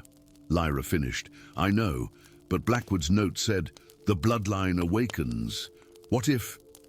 She approached the sink, studying the tiny serpent etched into the copper tap. Something stirred within her mind, a knowledge she hadn't possessed yesterday, words she'd never learned yet somehow remembered. Open, she commanded, and the sibilant hiss of Parseltongue fell from her lips as naturally as breathing. The sink receded, revealing the familiar entrance to Slytherin's legendary chamber. Thorn's expression shifted from skepticism to shock. That's not possible, he whispered.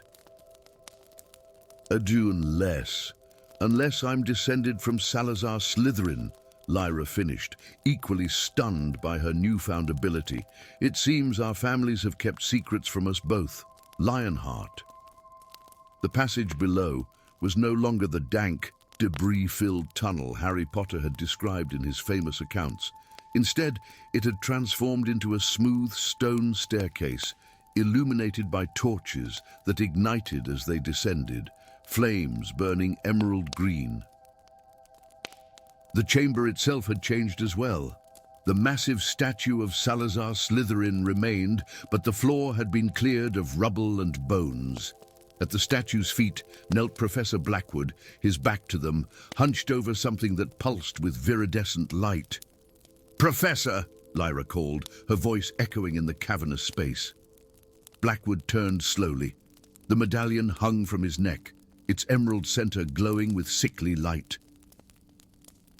His eyes matched its unearthly gleam, and his skin had taken on a greyish pallor, threaded with faint scales. "Ah, the descendants arrive at last," he said, his voice overlaid with another, older tone that sent chills down Lyra's spine. The last daughter of Slytherin and the lion's scion, how predictable. "That's not Blackwood," Thorn muttered, raising his wand. "Not anymore. Perceptive young Godric." The possessed professor smiled, revealing teeth that had sharpened to points. "Your ancestor was equally quick to judge, equally hasty to condemn what he didn't understand. That failing led to centuries of division and ultimately to my imprisonment." "Who are you?" Lyra demanded, fighting the instinct to retreat as Blackwood glided toward them with unnatural grace. "I am the first guardian. The one Salazar trusted above all others to protect his greatest secret." He gestured to the medallion. "This is more than a mere trinket, child of my master's blood. It is a key to power beyond imagining, and a prison that has held me for 1,000 years." The chamber shuddered around them, and from somewhere deep within the statue of Slytherin came a sound that froze the blood in Lyra's veins, the dry rasp of scales against stone, magnified to thunderous proportions. "The basilisk," Thorn breathed, "but Potter killed it." "That was but a hatchling," Blackwood laughed, the sound echoing unnaturally. "The true guardian has slumbered far deeper, growing powerful over the centuries, waiting for one of worthy blood to awaken it." The statue's mouth began to open, revealing not the tunnel from which the basilisk had emerged in Potter's time, but a yawning cavern large enough to accommodate a creature of nightmarish proportions. "The medallion," Lyra said suddenly, understanding blooming. "It doesn't control the basilisk, it restrains it. That's why you needed to drain the castle's magic, to break the containment enchantments Slytherin placed to keep it sealed away." "Very good," Not Blackwood purred. "The eye is both lock and key. For centuries, it has channeled the castle's ambient magic to maintain the great serpent's prison. But now that power will serve me instead." Gleaming scales reflected torchlight as something immense began to emerge from the cavern. A basilisk dwarfing the one from legend, its body thick as an ancient oak, eyes gleaming with the same sickly emerald as the medallion. Thorn grabbed Lyra's arm. "Don't look at its eyes." But Lyra couldn't turn away. The basilisk's gaze met hers, and she waited for death that didn't come. Instead, she felt a connection, a recognition that mirrored what she'd experienced with the mist. "It won't harm me," she realized aloud. "Slytherin's blood protects me from Slytherin's creature." "The bloodline that binds," Blackwood confirmed. "Just as your ancestor commanded the great serpent, so too can you, if you are worthy." The possessed professor extended the medallion toward her. "Take it, daughter of Slytherin. Claim your birthright. With the shadow serpent under your command, Hogwarts will be merely the beginning of our conquest." Lyra stepped forward as if mesmerized, her fingers reaching for the gleaming emerald. "Lyra, don't!" Thorn shouted, moving to intercept her. The basilisk hissed menacingly, its massive head swiveling toward him. The moment of distraction broke Blackwood's hold over her. Lyra's hand changed course, grasping not the medallion but her wand. "Sectum Sempra!" she cried, slashing downward. Her spell struck the chain holding the medallion, severing it cleanly. The emerald relic fell to the stone floor with a sound like a thunderclap. Cracks spread across its previously flawless surface, releasing a blinding flash of green light. Blackwood screamed, a sound of rage rather than pain, as the entity possessing him was momentarily disoriented. The professor's body crumpled to the ground, lying still but breathing. The basilisk, no longer under anyone's direct control, reared its massive head in confusion. Its gaze swung between Lyra and Thorn, seemingly unsure which was threat and which was master. "What now?" Thorn asked, careful to keep his eyes lowered. "We can't exactly kill something that size with school-level spells." Lyra knelt and carefully picked up the damaged medallion. Though cracked, it still hummed with power beneath her fingertips, power that responded to her touch, to her blood. "We don't need to kill it," she said quietly. "We need to return it to its purpose." Understanding dawned in Thorn's eyes. "It's a guardian, not a weapon." "Exactly." Lyra approached the basilisk, medallion extended before her. The enormous serpent lowered its head, forked tongue flicking out to taste the air around her. "You serve the castle," she commanded in Parseltongue. "You protect its secrets, not destroy them."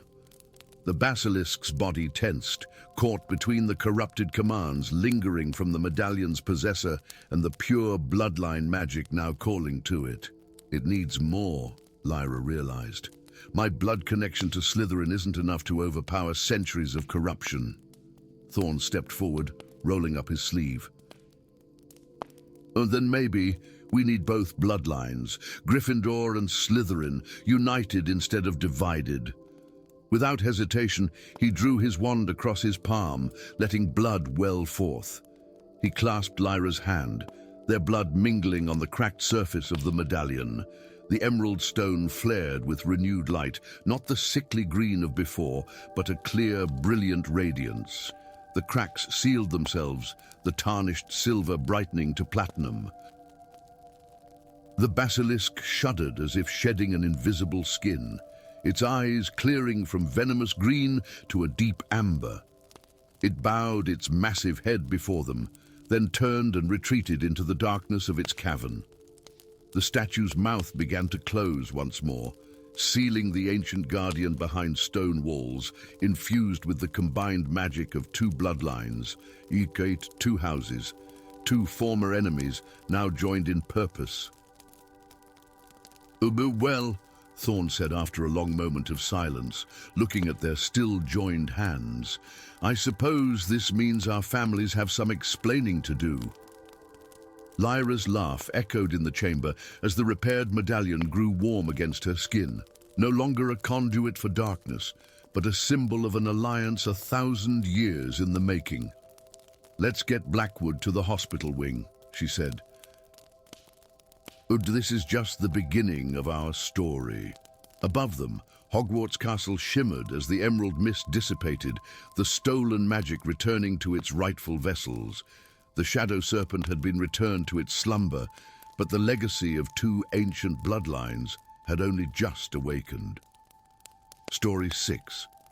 The ancient oaks of the Forbidden Forest whispered secrets on the wind, their rustling leaves carrying murmurs that only those with keen ears could detect. Alaric Wolfsong was one such listener. Standing at the forest's edge, as twilight descended upon Hogwarts, he tilted his head skyward, amber eyes reflecting the waning gibbous moon. 3 nights until the full transformation. His muscles already ached with anticipation, the wolf inside him stirring restlessly beneath his skin. "The trees are troubled," he muttered to himself, running calloused fingers through his silver-streaked dark hair. As assistant groundskeeper of Hogwarts, Alaric had spent 7 years patrolling these woods, learning their rhythms and moods. Never had he felt such unease emanating from the ancient timbers. Something primordial was awakening, something that made even the Thestrals retreat deeper into the shadows.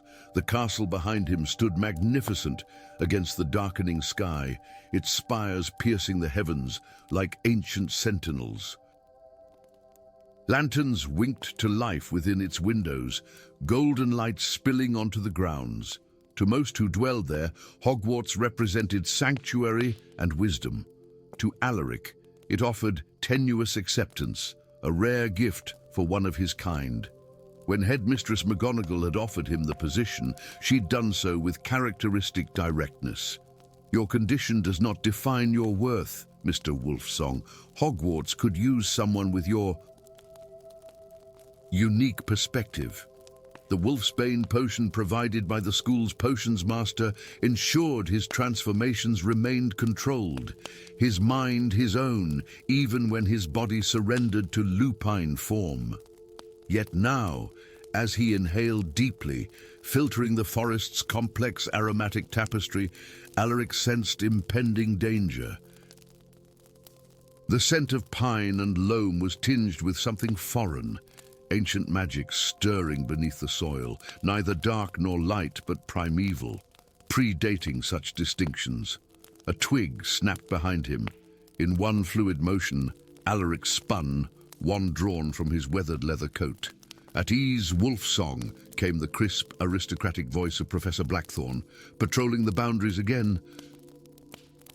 "One might think you expect trouble." Alaric lowered his wand, but maintained his vigilance. "The forest is restless tonight, Professor." "Nonsense," Blackthorn dismissed with a wave of his elegantly manicured hand. "Your kind always grows agitated near the full moon." Alaric suppressed a growl. After all these years, certain faculty members still viewed him through the lens of his affliction rather than his accomplishments. "Perhaps," he conceded diplomatically, "but I suggest keeping students well away from the forest's edge for the time being." The professor departed with a skeptical snort, leaving Alaric alone with his foreboding. 3 days later, his warning proved prophetic. "Missing." Alaric's voice echoed against the stone walls of the headmistress's office. McGonagall's face was grave above her emerald robes. 2 third years. Felix Cunningham and Eliza Winterspell, last seen gathering moonflowers for Professor Longbottom's herbology class. "Near the forest," Alaric concluded grimly. "Indeed." She removed her spectacles, pinching the bridge of her nose. "The Ministry has been informed, but I'd prefer we resolve this internally. Your tracking skills—" A sharp knock interrupted her. The heavy oak door swung open to reveal a striking woman whose presence immediately commanded attention. Her robe, the color of autumn leaves, bore the silver insignia of the Wizengamot. Dark auburn hair was swept into an intricate braid, adorned with tiny crystal flowers that caught the light. Her eyes, the deep green of forest shadows, surveyed the room with cold authority. "Lady Thornheart," McGonagall acknowledged with evident surprise. The Council of Magic moves swiftly. When children vanish, Headmistress, my swiftness is imperative. Lady Rowan Thornheart's voice carried the polished cadence of old wizarding nobility. Her gaze swept to Alaric, narrowing slightly. "You've enlisted your groundskeeper." The subtle emphasis on his title made clear her view of his station. Alaric straightened, meeting her scrutiny without flinching. "Alaric Wolfsong possesses tracking abilities unmatched by conventional means," McGonagall stated firmly, "particularly near the full moon." "How convenient," Lady Thornheart replied, her tone suggesting anything but approval. "The Council is concerned these disappearances may be connected to certain predatory elements." The implication hung in the air like poison. Alaric had weathered such accusations before. The werewolf is always the first suspect when mysterious events occur. "I was preparing the Wolfsbane potion on the night in question," he countered evenly. "Professor Slughorn can verify my whereabouts." Lady Thornheart's perfect eyebrow arched. "Nevertheless, the Council has authorized me to investigate. I shall accompany you into the forest." "With respect, my lady," Alaric said, unable to fully mask his incredulity. "The Forbidden Forest is no place for—" "For what, Mr. Wolfsong? A witch of my standing. I assure you, I am quite capable." The temperature in the room seemed to drop several degrees. "We depart at dawn." The forest absorbed them into its emerald embrace, ancient trees towering overhead like silent watchers. Alaric moved with the quiet assurance of one familiar with these paths, while Lady Thornheart followed with unexpected grace, her wand held ready. "You disapprove of my presence," she stated as they ventured deeper. "It wasn't a question." "These woods demand respect, not titles," Alaric replied, ducking beneath a low-hanging branch. "And they care nothing for council authority." A faint smile touched her lips. "You speak of the forest as though it were sentient. All magic has consciousness of a sort, these trees more than most." He paused, kneeling to examine a peculiar formation in the soil. Not footprints exactly, but rather places where the forest floor had been disturbed by roots. Lady Thornheart crouched beside him, her proximity bringing an unexpected scent. Not the cloying perfume he anticipated from nobility, but something earthier. Sap and crushed leaves with undertones of wild roses. "Strange," she murmured, reaching toward the impression. "Don't touch it," Alaric warned, catching her wrist. Their eyes met, and for an instant something flickered in her gaze. Not offense at his presumption, but a flash of something deeper, more primal. "These are not ordinary tracks," he explained, releasing her. Like something moved through the soil itself. They continued deeper, the forest growing denser around them. Alaric noticed with growing unease that the usual forest sounds, birdsong, rustling underbrush, the skittering of small creatures, had fallen away.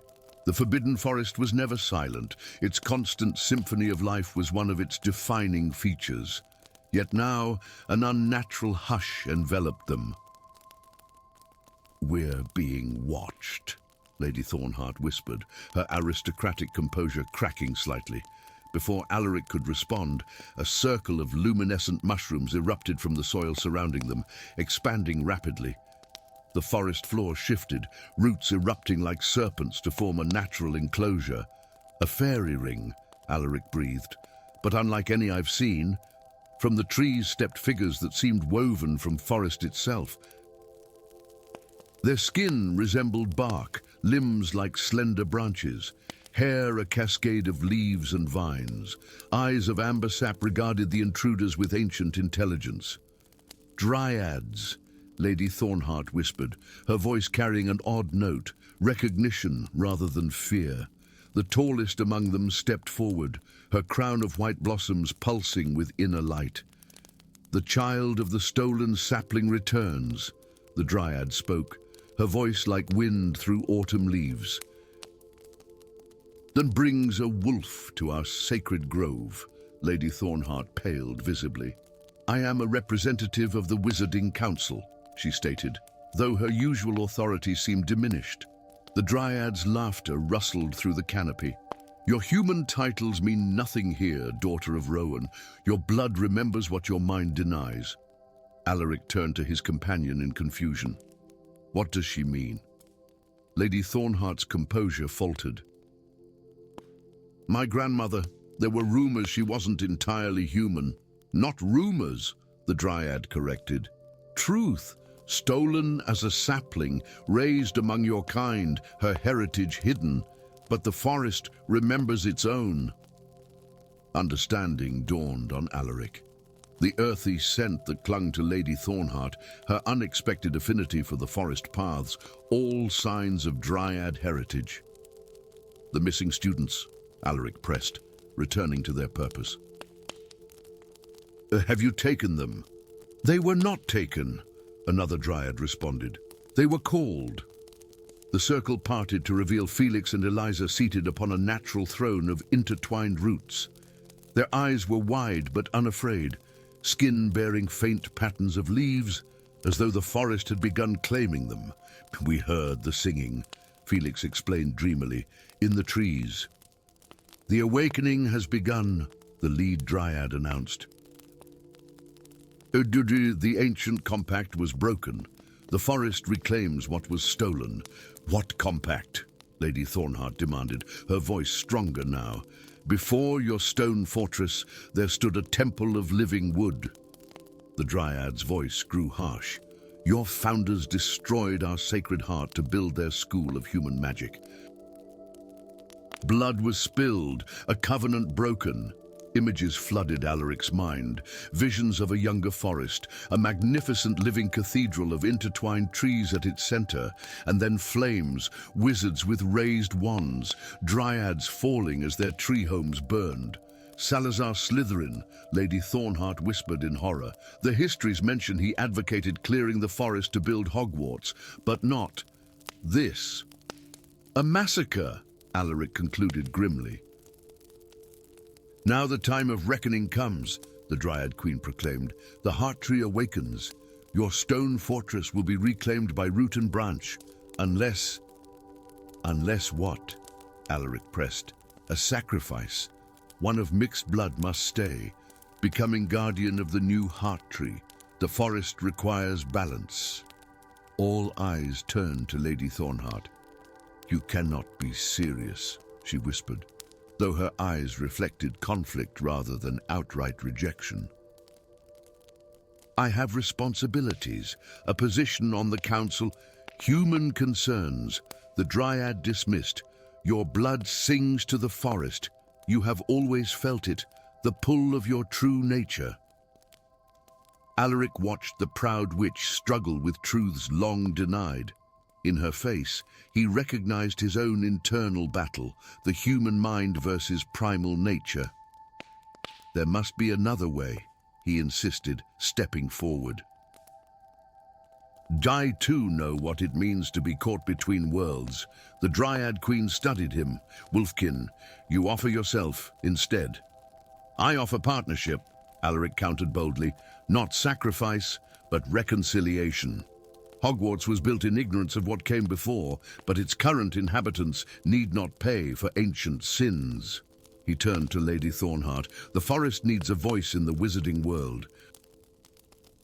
Who better than a council member with Dryad heritage?" For the first time, something like respect flickered in Lady Thornheart's eyes. "A guardian in both worlds," she mused, turning to the Dryads. "I cannot abandon my position, but I can use it. The Forbidden Forest deserves protection under magical law, recognition as a sovereign entity." "And the students?" Alaric prompted. The Dryad Queen's wooden features remained impassive. "They have tasted the forest's essence. They will carry it always." Felix and Eliza rose, the leafy patterns on their skins slowly fading. They appeared dazed but unharmed. "A new compact, then," the Dryad Queen declared. "The half-blood shall speak for the forest in your council. The wolf shall guard our boundaries. The children shall remember. And when the next moon cycle completes, we shall judge if your kind honors this agreement." As they led the students back toward Hogwarts, Lady Thornheart Rowan walked beside Alaric in contemplative silence. "You knew," she finally said. "Something in me recognized the forest, and you sensed it," Alaric nodded. "Those caught between worlds recognize their own kind." She smiled then, a genuine expression that transformed her haughty features. It seems, Mr. Wolfsong, that we have much work ahead of us." In the canopy above, leaves whispered with renewed vigor, the silence of the woods giving way to a symphony of awakened life. The Ballad of the Silent Woods had merely begun its first verse, with many chapters yet to unfold between stone and root, between human and forest, between the broken past and a hopeful future.